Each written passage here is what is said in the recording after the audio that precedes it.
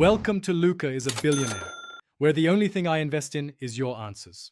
You'll start by confirming your Samsung is a Tizen Smart TV and is on the same Wi-Fi as your phone or Chromecast.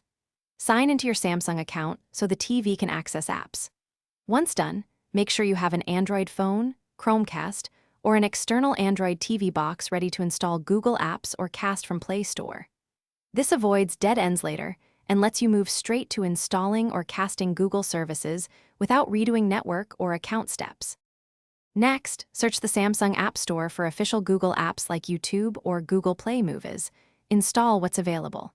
If the Play Store isn't in your TV store, set up a Chromecast on the same Wi-Fi and cast directly from your phone's Google apps.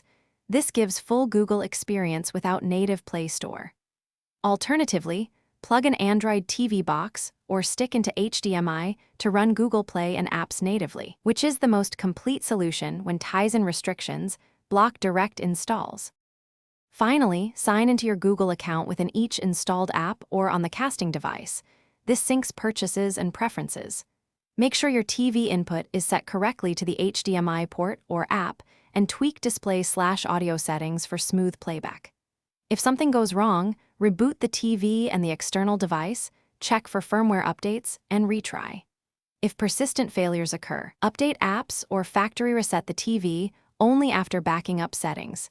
This clears stubborn software conflicts and usually restores Google functionality. Thanks for watching and please subscribe. It's the best investment you'll ever make.